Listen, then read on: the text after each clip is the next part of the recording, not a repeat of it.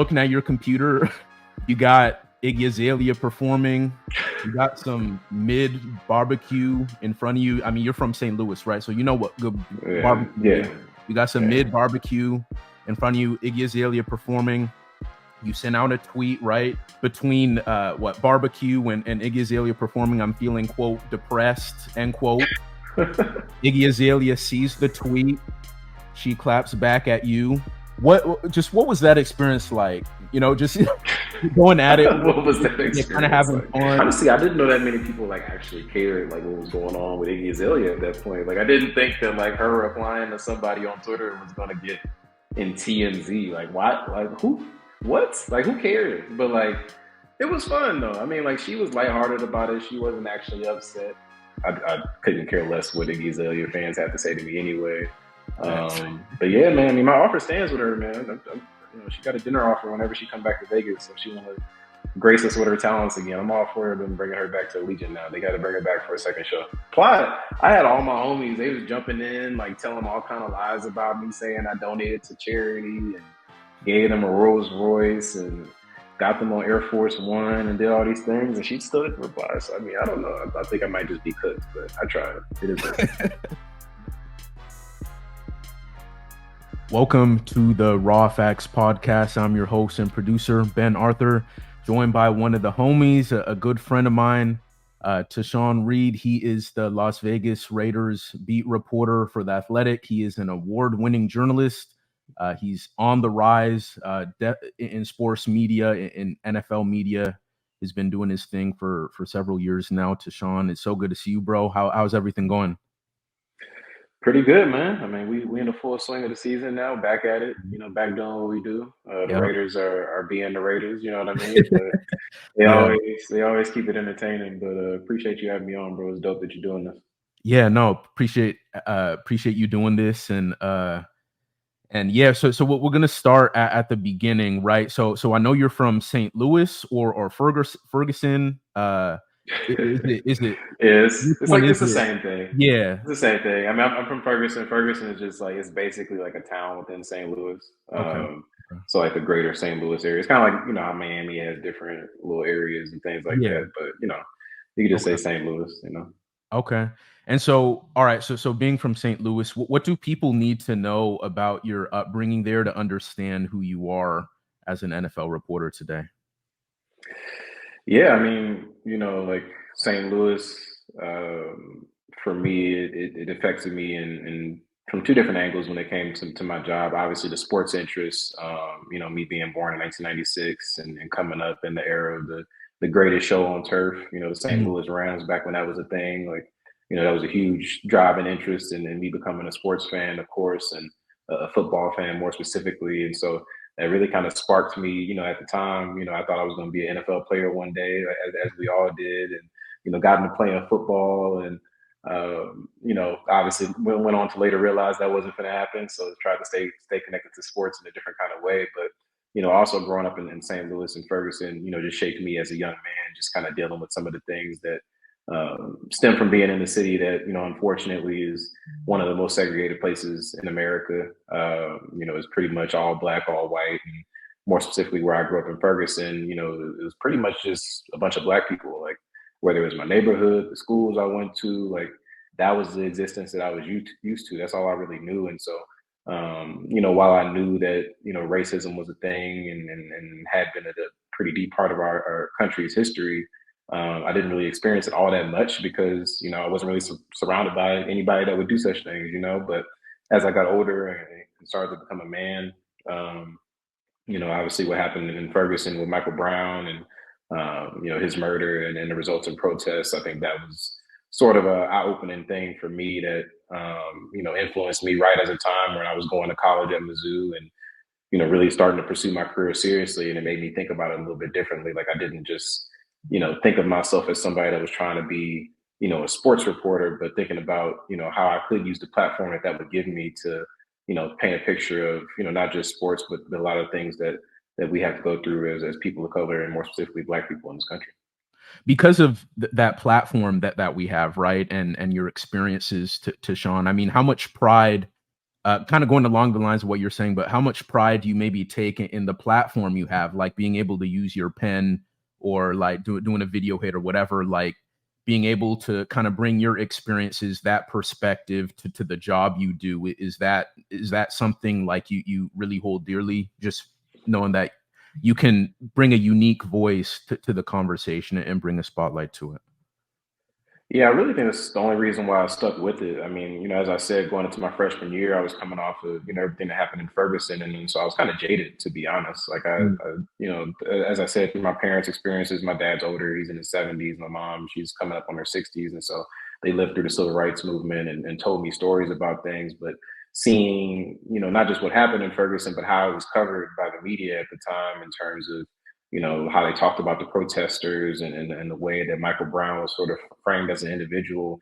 I wasn't so sure that like journalism was like an industry that I really wanted to go in anymore. I mean, it was one that was not too many people that looked like us. That's pretty much always been the case and it hasn't changed even now. But I kind of had some second guesses about, whether this was something that I really wanted to do. And that bled over into starting my career at Mizzou. Is obviously a renowned journalism school, but I was really not thinking about journalism my first couple of years, because even my sophomore year at Mizzou, that's when there were protests on campus, kind of in response to a bunch of racist incidents that happened. I mean, riding around in KKK hoods, throwing bricks through windows, painting swastikas on walls, slurs. And so it was just kind of hard to think about doing sports journalism. I felt like Yeah. I should do something that was like more important, I guess, for lack of a better word. But I think I started to realize, kind of going into my junior year in 2016, and seeing how sports started to get tied in with what was going on with Colin Kaepernick, and how athletes started to get involved. I think that kind of opened my eyes to like,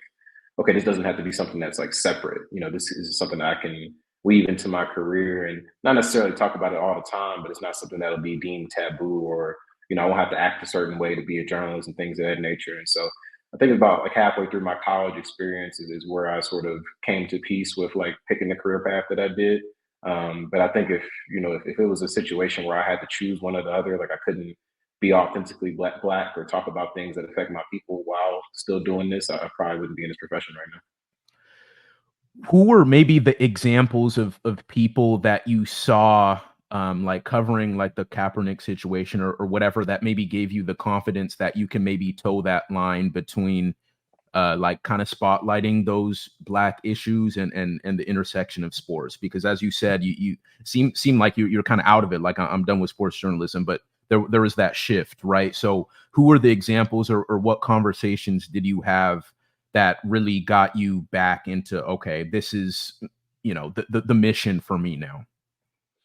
Yeah, I think some examples are people in terms from a writing standpoint. Therese Paylor, he at that time was around that time that he was starting to be a national reporter for Yahoo Sports, and he got to start in KC, or I wouldn't say got to start, but start to come up in KC, and being in Missouri at the time, he's somebody I took note of, and he was a guy that I mean, he was about as real as they come, when it comes to being true to himself, and I saw somebody like him rise to that type of position while being how he is. And I was like, okay, like if he can do it, why can't I do it? And then just other commentators out there, like obviously you had people like Michael Smith and Jamel Hill and Bomani Jones on TV, really tackling and confronting these issues. But I think a lot of it just came through experience. Like just doing it. Like going about my work that I had to do in my journalism classes, or the freelance work that I was doing, and writing about some of the issues that I wanted to write about, and not really letting anybody tell me no about it. So once I saw some people do it, but also did it myself, I think that I found that level of comfort in it, and knew that I could do it, and that like I knew that there was a potential that maybe there's some outlets that wouldn't let me do that, but for me, I just made the decision. It's like, okay, I just won't work there then. I was only going to work at a place that allowed me to be myself and cover the things I wanted to. And so by the time I graduated college, like I was fully formed in that confidence. And if it made me take longer to get to where I was going to go because of it, then so be it.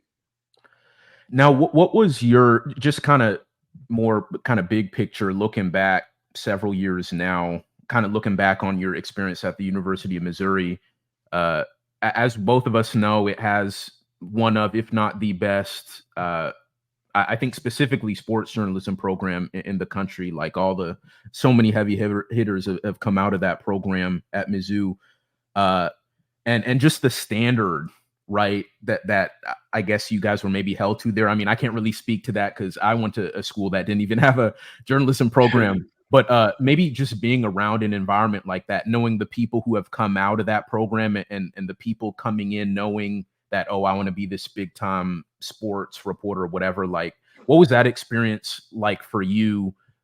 Just maybe not maybe assimilating to that environment, but like just trying to be your best self in an environment where kind of excellence is expected. It was a little intimidating at first, honestly, like because I wasn't somebody like always knew I wanted to be a journalist. Like, I mean, I didn't do like high school newspaper or anything like that. Like, I was just like, somebody that was into sports, and I was also into literature and writing. Like, I started just writing short stories in class when I was like 4 years old. When I got done with my work, just making up shit, and narratives and things of that nature. And so they were like almost two completely different interests in me until they weren't, and that was by the time I was 17, 18, and having to figure out what I wanted to try to do with my life. And so, while I was a talented writer and knew sports, like I didn't really know what I was doing when it came to reporting and doing, Mhm. some of the intricate things that, how to structure an article, how to, write a story that's not 4,000 words and still get your point across, you know what I mean? And so like the different rules, the AP style, like all those things, all that was brand new to me. And so coming in as a freshman, it kind of, like I said, it was just intimidating initially, because like you said, there's a strong track record of all the great journalists that have come out of Mizzou, but also your peers. You see what they're doing, maybe some opportunities that they get, or people that get, we all know those people that get internships like right away in their freshman year or whatever, or have a whole bunch of clips and things of that nature. And so it took me some time for sure to like figure out that this was like actually something that I could do. I think it, like I said earlier, it was that junior year where I really started to get some more experience through Mizzou. We have these sort of classes where you're basically a reporter at the Missourian for a semester, and it's keyed up to whatever interest lane that you're in. And mine was sports, obviously, and so having to go through that grind of being on the high school beat, like not just high school football, but like high school everything. Yeah, Covering I know tennis that and life. soccer Yeah. and like all these other sports that like I didn't really know anything about, and having to figure it out and come up with a story that my editor deemed acceptable. And then, the second semester of that, focusing on high school football, but also I went out and started doing some freelance work for Rocket Nation, which was the SB Nation Mizzou affiliate website. And I started covering Mizzou football, Mizzou basketball, Mizzou women's basketball. And so once I started juggling all that different types of stuff and was able to produce some stories that I actually was proud of, I was like, okay, I can do this. Like, this isn't like, it's not that, it was hard, but it was like, it's not something that's like beyond the pale of me being able to figure it out and do it at a pretty high level. And so, I felt really comfortable going into my senior year. And then I was lucky enough, as you were as well, to get into the Sports Journalism Institute. And Shout I out would to say that SBI. yeah, sir. I would say that program, honestly helped me just as much, if not more than Mizzou.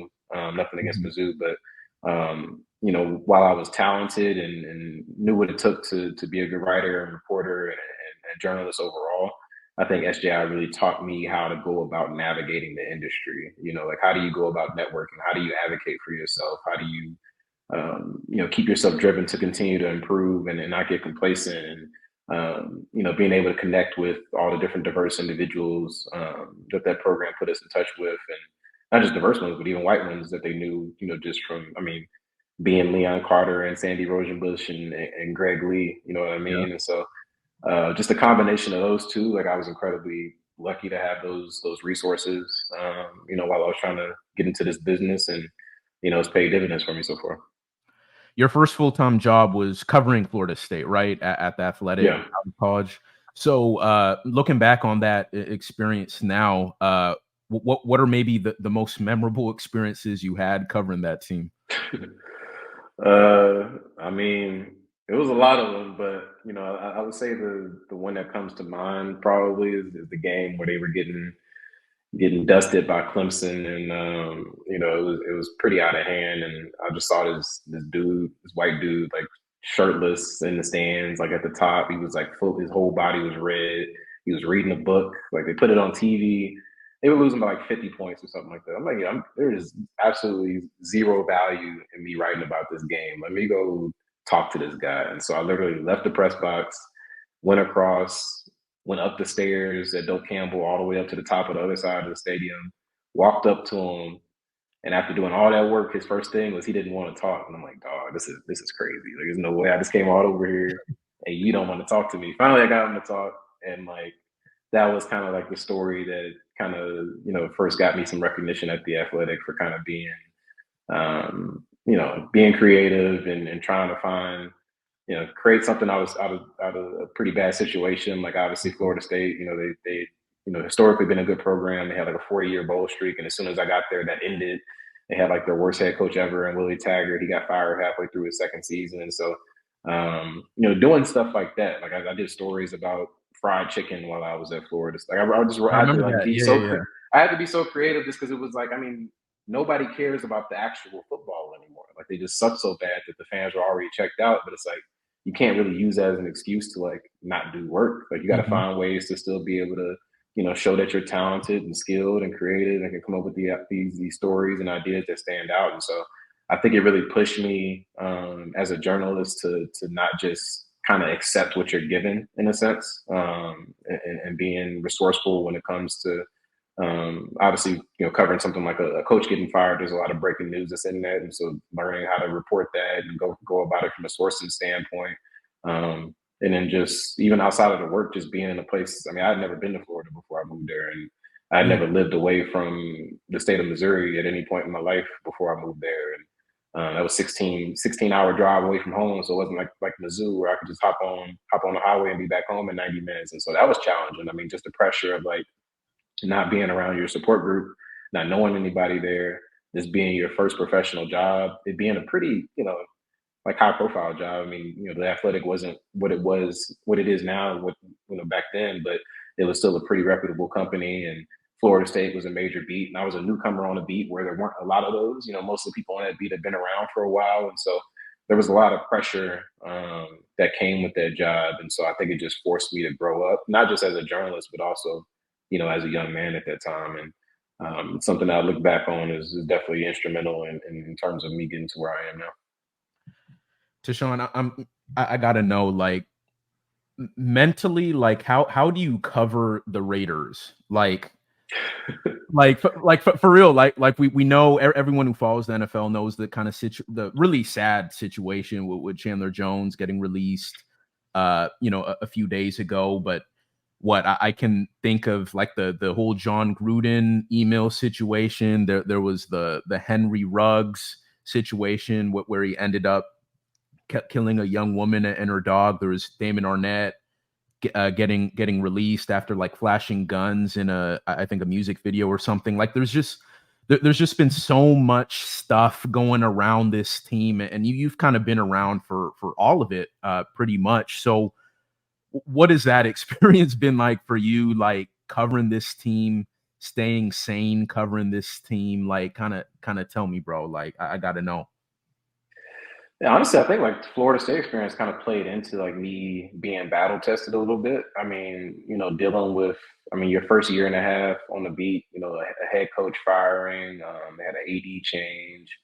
Uh, you know, there was a lot of, you know, I would say not so veiled comments from Florida State fans about Willie Taggart, you know, as their first black head coach, and there was a racial element to that as well. And I got a lot of flack from the fans for speaking my mind about that type of stuff. And so I had a pretty crazy start, and so that kind of geared me up a little bit.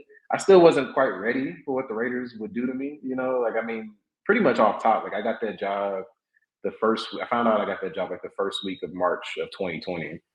And then like within a week of that, everything just went to shit because of COVID, right? And so I'm like, I broke my lease in Florida. Like I went up to my sister's house in Atlanta, like it was spring break time. So I'm like, I hit up the Athletic. I'm like, yo, I still need to, like, the draft was supposed to be like the next month. I'm like, am I supposed to like get out there still, or like what we got going on? And they were like, I don't know. And so I end up like chilling out in Atlanta for a month, eventually go back home to St. Louis, driving. I end up deciding to like drive to Vegas and move there, another city I'd never been to. So I drove from Florida to Vegas. So even just moving to Vegas in the first place to get there in the middle of a pandemic, in the middle of the summer of 2020, which also was marked obviously by, the death of George Floyd and the murder of George Floyd and the protests that broke out of there. And I'm driving through, Georgia, Kentucky, Missouri, Kansas, Utah, these states where, you it got to can be a get little careful, tricky. It get a little tricky out there, And so even before I got there, it was a lot. And then I get there, and we all had to deal with it, like the 2020 season, the COVID access. Like your first year covering a team, you never really ever meet anybody in person because everything was on Zoom. Like, how do you start to build relationships? How do you connect with people? Like, how do you make your presence known? And so again, stemming back from that Florida State situation, while it's different, I already knew how to get creative when I had to. And so, coming up with different ideas and things of that nature that first year, it was still challenging, but it was something that I had some background and knowledge of how to go about doing it. But then that 2021 season happened, and that was just something that, like, I don't think there was really any way I could have prepared for that. Yeah. I mean, like, you had everything from in the off season. Mark Davis had his tweet saying, I can breathe now. And I forgot about that one. Like that was coming, and that got a lot of reaction. And I wrote a column about that wasn't too well liked by Mark Davis. And then Carl Nassib comes out as the NFL's first gay active player. Like, that's obviously a huge story and something you got to cover. Then John Gruden goes on like a tirade where he basically offends everybody that exists in the world, and then gets fired. We had to deal with that.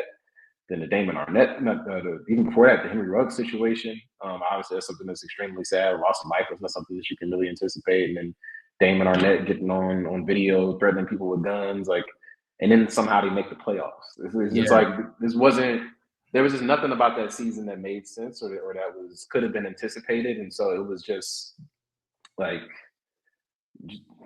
I don't even, you just have to deal with it. It really was no shortcut. There was no way around it. Like, you just have to put your head down, work hard. Obviously you're tired. There's moments where you get drained, where you don't really want to do it anymore, where you don't want to have to do all these other things outside of football. But you have to just kind of retrain your mind to viewing it as, taking it as something that you view as something that you have to do, to something that's an opportunity, for you to put your talents on display. Because obviously a lot of those things weren't good things, that happened, but they brought a lot of attention to the Raiders and who was covering the Raiders at that time in that season. And so that was a big opportunity for me to show that, I was good at this job and I could stand out. And, I believe I did that. But it seems like every year the Raiders throw something else at you that you couldn't really, anticipate. Obviously after that season, I had to do another coaching search and GM search. And then the first year the coaching staff doesn't go well, so I have to deal with, are they going to get fired, and that whole narrative.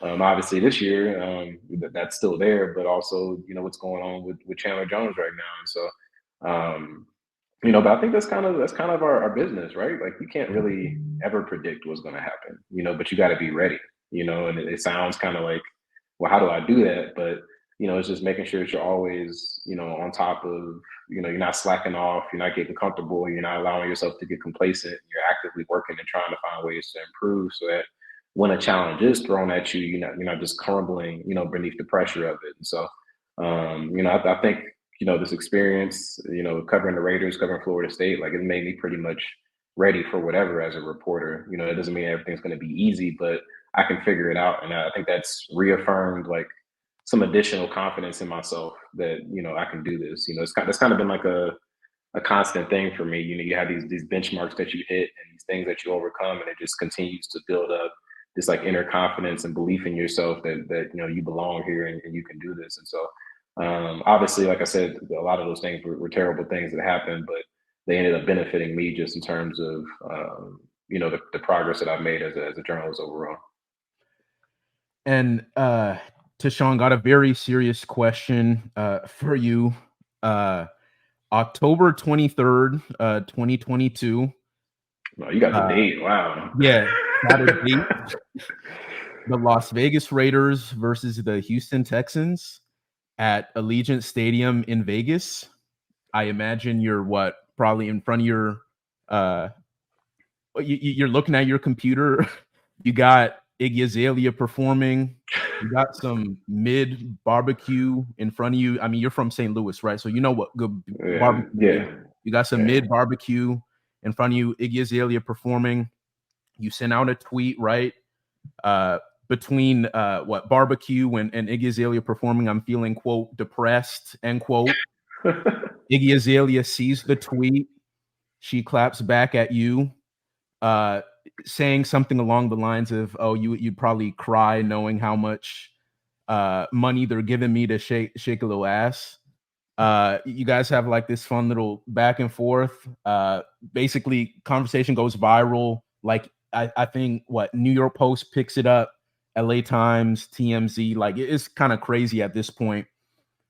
What was that experience like? You know, just going at it. What was that experience? Kind of having like? fun. But you know, what was that experience like from your vantage point?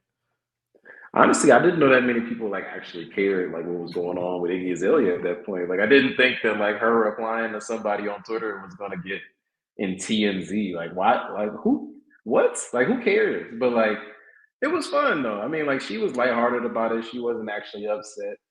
I think her fans were more upset than she was.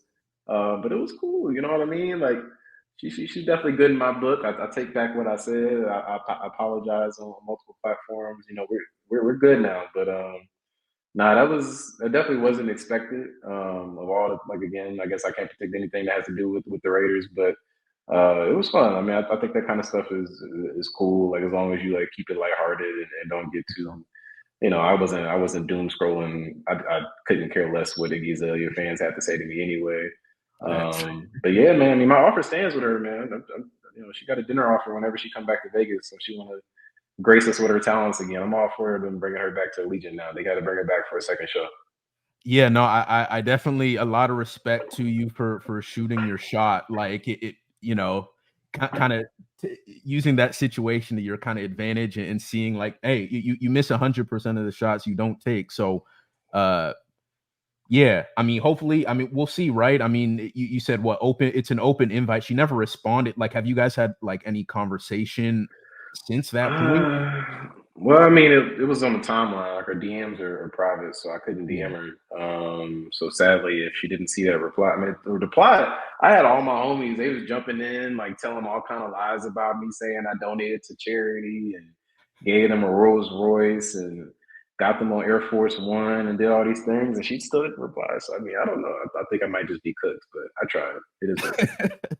Nah, yeah, a lot of respect to you for trying. All right, but back to more serious matters. Want to talk about the narrative podcast you produce? I think it was what earlier this year, Between the Lines, through the Athletic. It kind of looked at how the NFL has grappled with race. A really well done job on that. I encourage everyone listening to go check that out. What was maybe the inspiration to wanting to do that? Yeah, I think it was well, sort of the origin of it was a couple of years ago now, 2021. We kind of launched, you know, the narrative podcast vertical at the Athletic and started our efforts into it. You know, this was, you know, my second year on the Raiders beat, and you know, like I'm always thinking of ways to tie in, you know, discussions about race into my coverage, just because it's something that's omnipresent, you know, and is always going to be a factor. You know, but I think people like I had just done a series the year before on the lack of black coaches in college football.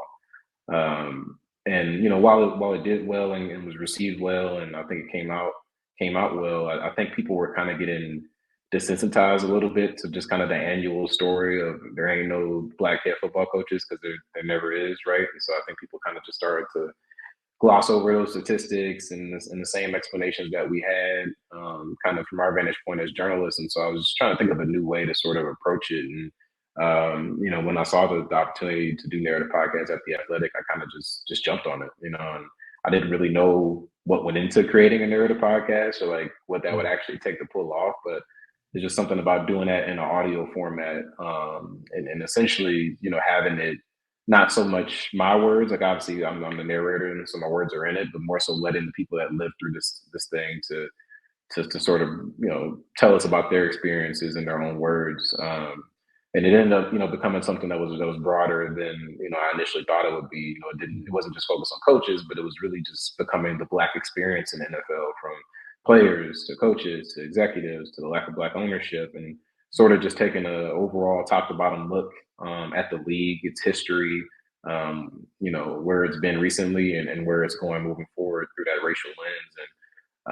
And it was something that took a lot longer than I thought it was going to, partly because of what happened that 2021 season. I think like the week after I pitched it, that's when like John Gruden got fired. And so Mm.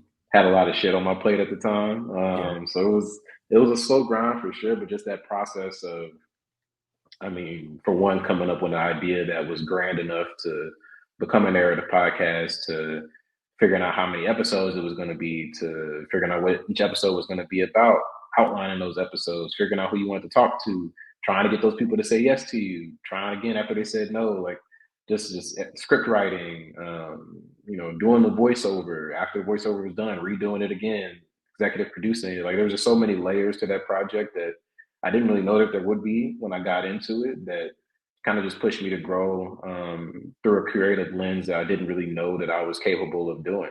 Kind of referring to what I said earlier, like I like taking on these challenges, and it can be kind of scary initially because you don't really know if you can do something until you do it. But that kind of brings me fulfillment, and keeps me entertained, and having fun, with this industry. And doing that podcast was just kind of like the latest form of that.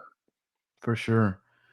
And Tashawn, as you've said, like kind of addressing issues of race, like intersection of kind of Black culture and the NFL and sports, is kind of something that has always maybe been a part of your coverage. Like you see it in kind of the tweets, and you've never kind of been afraid. That's one thing I've always kind of respected about you. Like you're never afraid to like bring bring it up, like if it's topical and it's related to kind of what you're doing. But you bring it up even if people aren't going to like it, like you still going to get your message across, right? And so Yeah. but I say that because I feel like sometimes people really struggle, especially us kind of the younger generation, like struggle balancing like being professional with like expressing our true authentic self. So I guess that's my question. Like, what advice would you give to like kind of young rising professionals like yourself in terms of like how to best balance being a professional, doing your job the right way as we know it should be done, while not compromising who you are and kind of what you stand for? Yeah, I feel like the first stage of that is just keeping your emotions in check. Like, obviously, if you are of these groups and you care about these kind of things, like a lot of this shit can piss you off, whether it's just these killings that happen every year, or the reaction to them, or how they're covered, or microaggressions, or whatever the area of offense may be. Like, it's going to be natural to have an emotional response to it, but I would just caution against like your most vivid and initial emotional response being what you take to social media, or into a public forum where you can potentially have blowback as a result of it. Hit the group chat, call somebody, like do that instead. Gather your thoughts and put together something coherent, and it actually has some sort of purpose and substance to it, because that's more impactful anyway than you Mhm. just getting on social media and saying a bunch of cuss words or other things that you shouldn't say. Like, put together a concrete thought, something, or shit, write a story, do a podcast like I did, or like all these different creative mediums that we have. Like, make something of it that like actually can have an impact, and doesn't just get you social engagement. Like, I don't do that stuff. Like, whether it's my tweets or writing a story or whatever, to have my little moment of fame or whatever, it's because I think it needs to be said. And bringing it up and having discussions about it can actually influence these things, and maybe hopefully one day reduce the number of occurrences of these racist incidents or prejudice incidents or whatever it may be. And so I think for the young people, is just being smart with it. Like, you have to be aware of like where you're at. Like, I'm at the Athletic, and like we're pretty liberal with like what we're allowed to say, or write, Mhm. or say, in audio format. But not everywhere's like that. Like, if your place, whatever, I'm not gonna name anybody, but like we all know certain organizations don't let you say things. Like, don't get fired over it. It's not worth that. Like, you want to be impactful, and have a voice and be yourself, but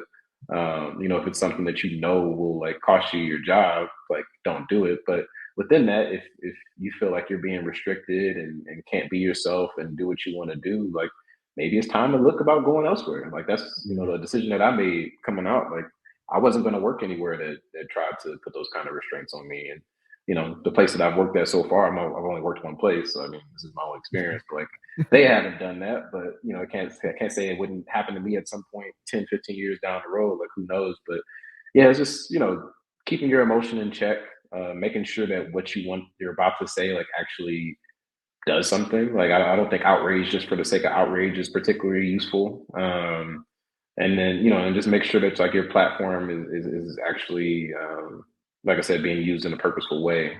Because we are privileged in this situation. However many followers you have on social media or however many people click on your story, like there's a certain responsibility that comes with that. You can't just be throwing bullshit out here and having people, absorb it and kind of taking that as representation of the group that you represent because it's a small one. Us, Mhm. being diverse journalists, and that's why like I don't force it. Like I'm not. We all, there's plenty of people out there that just find something to be upset about and pretty much everything from a racial standpoint or want to say something controversial just to get clicks and like people can see through that. That's what I would say. Like be yourself, but be authentic. Like if it's Mm. actually something you feel and you actually have something to say, do that. But don't just say shit just to say it. Like there's really Yeah. zero value in that. And so, it's got there's a push and pull to it, and you have to be reactive based on where you are. But just being you at the end of the day is what it comes down to, and being comfortable with that, and letting whatever happens from there happen. Some good words of advice right there. So to Sean, where do you see yourself in terms of your career? Where do you see yourself being at in the next 5, 10 years? Have you even thought about that? Like, uh, where is Tashan Reed in what 2028, 2030? Like, what do you see yourself doing in terms of kind of this space of your career?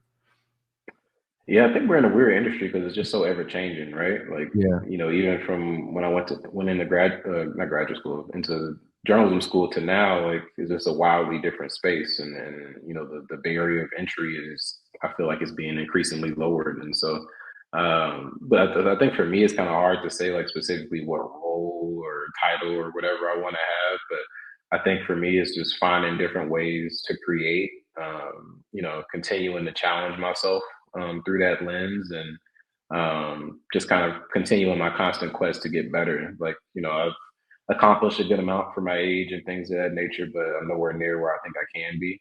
And the only way to get there is to keep that drive and that initiative and sort of that passion about it to keep pushing and trying to improve and not being satisfied with where you're at. It's not that you don't appreciate it. Like, obviously getting the Therese Paler Award and getting the Creators of Color Award that I just got. Like, those are nice things. You want to, take in those moments and soak them in, but you can't take that as like, oh, I've arrived or I've accomplished everything that I need to. Like, it's done. I can ease up now. Or at least for me, that's how I think about it. Like, I think the day that like I don't have anything else that keeps me driven, I'll probably get out of this business. And so Mm. whatever I'm doing, whether it's writing stories or doing a podcast or doing a TV hit or maybe writing a book one day or whatever other, who knows? I don't know what technology they're going to come up with 10, 15 years. Like it might be some other medium that we can dip into. Like whatever it is, just making sure that it's something of substance and quality and something that I can feel like I'm proud of, whenever I'm finishing this business and I can look back at it. So it's not like one particular thing. Like I don't have one specific goal. It's sort of just like a never ending sort of evolving quest to end up, feeling like I'm at a place when I'm done that, you know, I feel pretty good about what I put out there. Something you said in that, like early in that response was like kind of how the barrier of entry, like in this space, has kind of been lower just with media kind of being everywhere. And this is something I've kind of asked like a lot of, OGs or whatever you want to call them, like on this podcast in particular, like their thoughts on like how to navigate or how to find successful just in this evolving sports media landscape. But so as someone kind of my age, kind of in the up and coming generation, like maybe what do you think it takes to find success in a sports media space where we don't know what it's going to look like in 5 years? Access, feels like is continued to shrink, at least for beat reporters, right? We know how like a lot of the major news and whatnot gets fed to the national folk. Like just what advice maybe would you give those like who are kind of in our shoes or those coming up behind us about like how to like really make it in kind of this space? I think I always try to tell like young people, especially kind of in college or first couple years out of college, is you got to give people a reason to believe in you. Like it doesn't mean that you lack confidence or that like you don't think you should be able to accomplish these things or should have this job or should make this amount of money, but nobody's gonna just give you it just because you say it. You know what I mean? Like you got to put the work in, bust your ass, and prove it. You know, like whether regardless of what part of the industry you're in, whether that's writing or doing TV or podcasting or producing or whatever. Like it doesn't matter. Like you have to have proof of concept. Particularly, I really lean into telling like young people of color this, like for us, because there are set. Nobody's going to just give you anything, but there are several barriers for people to look like us. Like it's just that's just how it goes. Like there's plenty of proof. People can debate if they want to, whatever. Fuck off. Like it is what it is. And so like you can't give them any out to point at you and be like, see, like you're just another one of those young black people that think you should have everything and it should just be given to you right away. And nah, and it's it's not so much to prove them wrong, it's just to prove you right. You know what I mean? And so like dream big for sure, aspire for more, push for more, advocate for yourself, do what it takes to get to a place where you're ultimately happy. But at the same time, keep in mind that you're incomplete. Like you haven't arrived yet. You got to grind in order to get there. And you're early on in your journey, and you have to be patient along with that. Like even if you do go out and prove it, and you're talented, it still might take some time.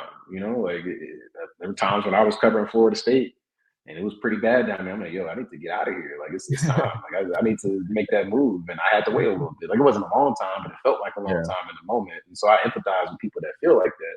But you just gotta keep that from knocking you off your game. You can't let whatever you set. We're all gonna have setbacks. You're gonna have a story that doesn't come out how you want it to. You're gonna get passed over for a promotion. You're not gonna get the raise you thought you should get. But you can't let that derail you. You got to keep pushing and continue to prove yourself, and eventually it's going to show through, and you're going to get to where you want to go. That's good advice. All right, quick hitters, T, and then I'll get you out of here. First quick hitter, your favorite NFL city to travel to? It's got to be LA, man. You know what I mean? Like I know that LA is not known for its football fandom, but it's a beautiful place. You know what I mean? And in the words of Stephen A. Smith, wonderful place to go. It's I think we all know. I think we all know what you kind of mean by that. All right. What's the worst NFL city you've been to? Oh man, the worst. Oh man, Cincinnati for sure. Okay. Cincinnati was rough. It was the playoffs when the Raiders played the Bengals after that crazy 2021 season. It was cold as hell. The food was ass. Like getting there was a hassle. I don't even remember how I got there, whatever airport I flew into. Like the place I was staying at wasn't all that. The stadium sucked. The Wi-Fi didn't work. The food at the stadium was bad. Maybe I had a bad experience. I don't know. It's my bad if there's any Bengals fans out there, Cincinnati natives, but that was by far the worst that I've been to. Okay. Now, which NFL stadium have you been to that has the best either experience and or food, like media food, like for pregame, halftime? What's kind of been your best experience? I think I would say the Cowboys. I think because I was there. It might be a little skewed because it was a Thanksgiving game, so they had like the Thanksgiving spread. You know what I mean?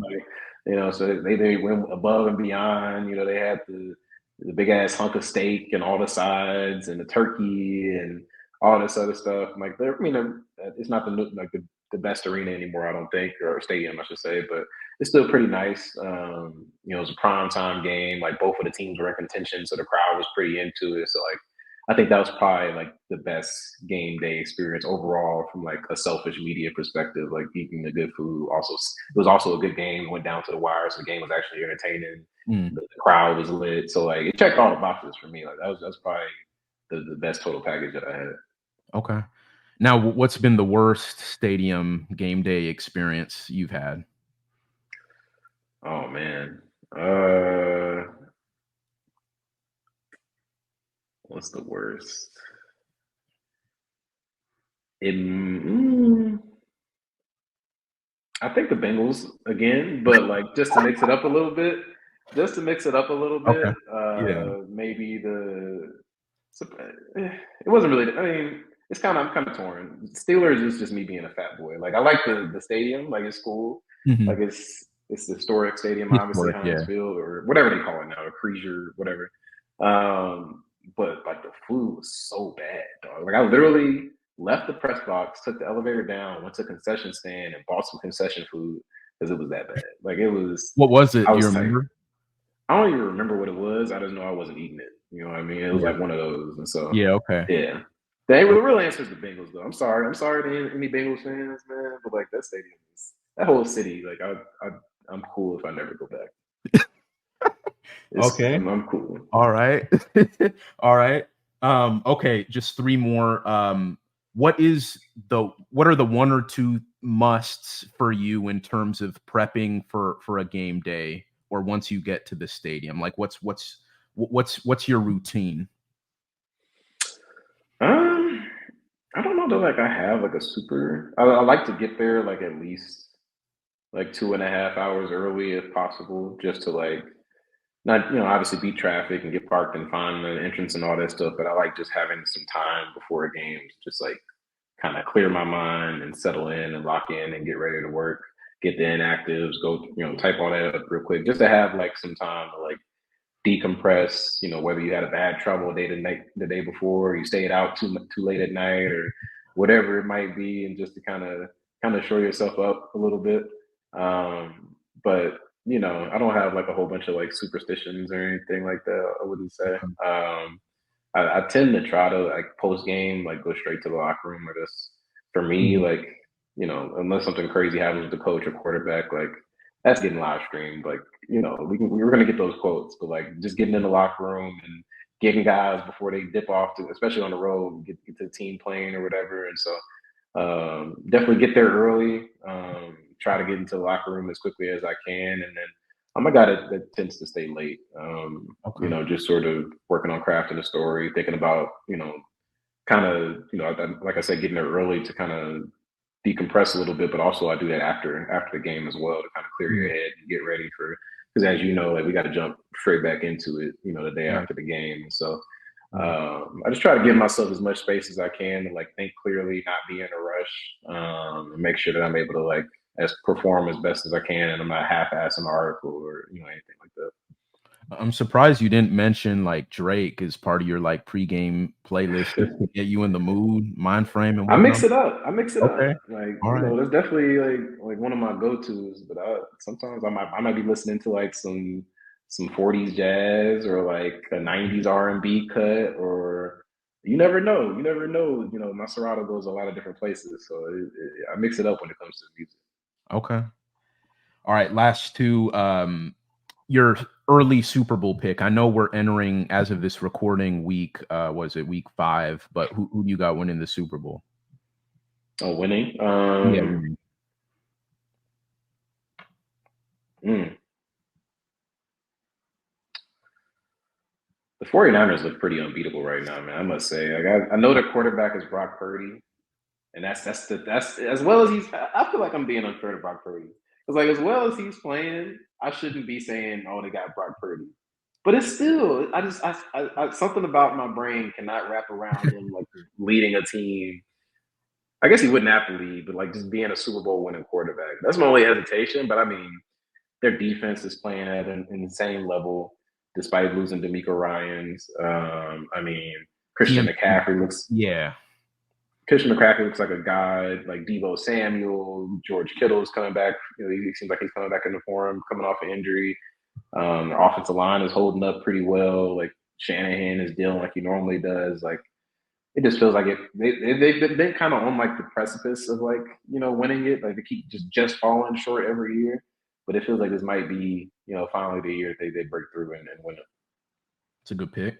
All right, so last one. This is an NBA one because I know you're a big basketball guy, as I am. So who's your way too early NBA champion for the 2023-24 season? Well, if people don't know, I'm a Lakers fan, and so I'm biased, obviously, but I mean, can't do they it to ain't winning myself it again. though, so they ain't Yeah, winning it. yeah.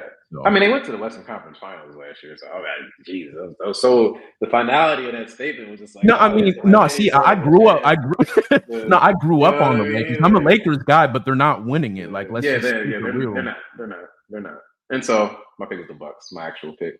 Okay. I thought the Bucks, like if they stay healthy, like they would have been my pick last year probably, but between Middleton and Giannis getting hurt, DJ is going to be irate. Our friend DJ, the Heat fan, he thinks they would have won anyway. They wasn't going to beat the Bucks, but like I just think Giannis, to me, like he's arguably the best player in the league. And you just factor in both sides of the ball, offense and defense.